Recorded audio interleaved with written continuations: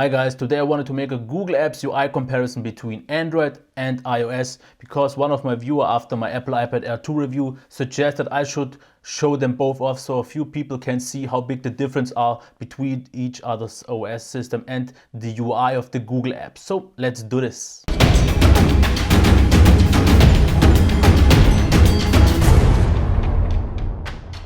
Let's start off with the first app, which would be Google Chrome. As you can see, they pretty much look the same. There's not really a big difference, just a few UI adjustments on Android and iOS. Here it is on Android. If you check the bookmarks right real quick, it looks, you have this list view, and on the iOS side you have this more kind of thumbnail view, but otherwise they behave pretty much the same. Both slide in, both slide out. You can change the tabs. So the slightest difference here would definitely be in Chrome, and that's pretty much what we see here. There is no real big difference here on both terms if you want to choose one or the other OS. Let's head over to Google Plus now. On iOS, the menu is reachable with this here. Here are the settings. You see what you have. On Android though, it is this pop down menu where you see everything and else. And if you want to go into the settings, you can do this with this here. It looks a bit different as well. It seems to have more options here, but that's, I guess, more of an iOS style. Where there's a big difference here, let's quickly go back.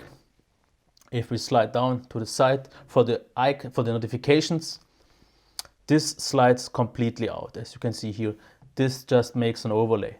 Of course, it's a personal preference which you prefer, but one thing I definitely prefer on Android is you see this button, new posts, touch to see them. You touch it and you go to the top of the timeline. You don't have this button on Android. What you have to do is go to the top, but then you still have to refresh, which you for some reason still have to do on Android because the last few versions have this.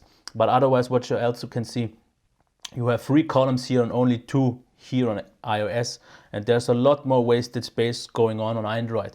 And then sometimes, as you can even see, there is only 1 post visible, where there are in most cases 3 on a tablet at least. So there are definitely way more differences on the Google Plus app, and as you can see, the performance doesn't bother here because this is just a slower device.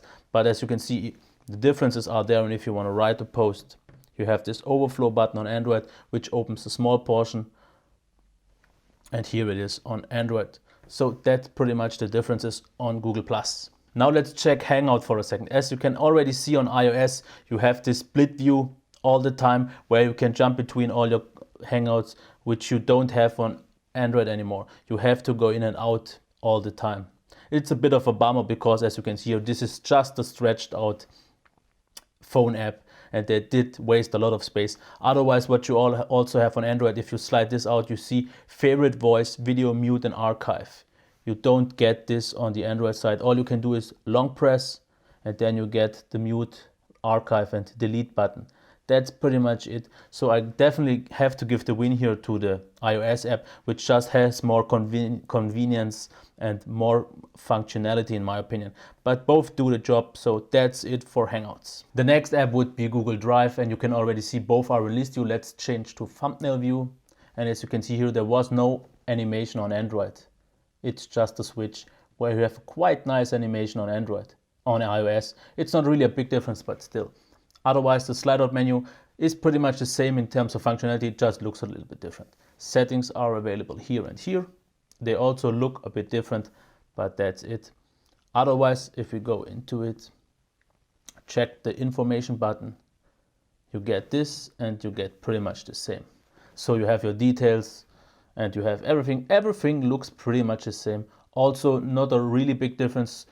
The only thing there is a difference, if you want to make a new one, you switch this button and you have that. If you do the same on iOS, it looks like this.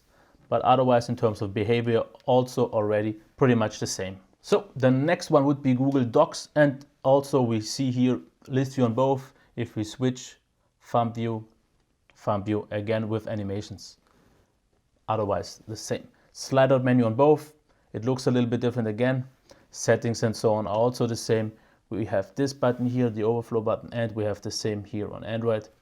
Also not a big difference, pretty much behaving the same.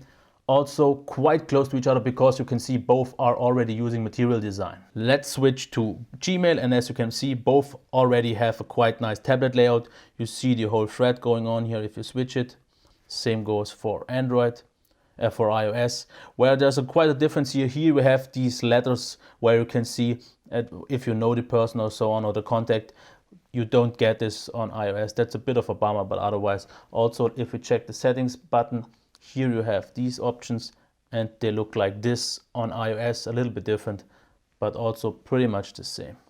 If we can check it here. Also, that is also very close, but of course you have some iOS UI elements here which you don't have on Android, of course. That's pretty much it though. Let's end this video with YouTube, where there's the biggest difference here in my opinion, because as you can see on iOS you have this nice tablet layout where this menu is available all the time, and if you want to check the settings you can do this without having to leave this screen. This is quite nice. On Android you have to leave it because you have to go into the settings.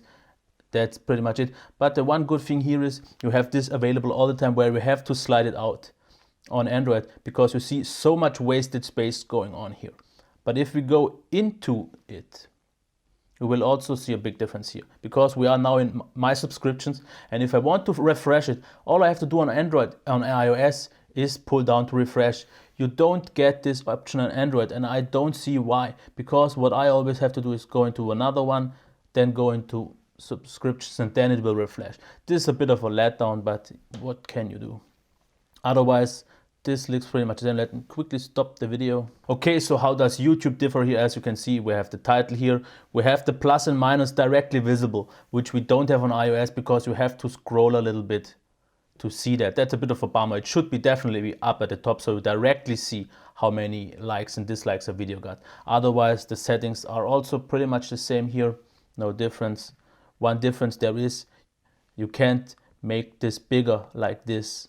This is something I would like to see, because here you just do a pinch to zoom or not to make your video bigger or smaller. You don't have to hit this button. This is quite nice because you have to hit it on Android. I would prefer if I could do this as well, because it's just a nice gesture. Otherwise, if you check it, here we have the comments. Look also pretty much the same. So as you maybe did see now, to finish off the video, the differences aren't that big. Of course, there are a few elements that are just modified to match the system. So on Android you saw it, and you saw it on iOS. So if you say Google Plus apps work so much better on Android, it's up for you to decide now, because I made this video so you can see if there is a big difference or not, and if you could maybe think of switching if you want to or not. And please let me know your opinions, because I would really like to know what you think of that.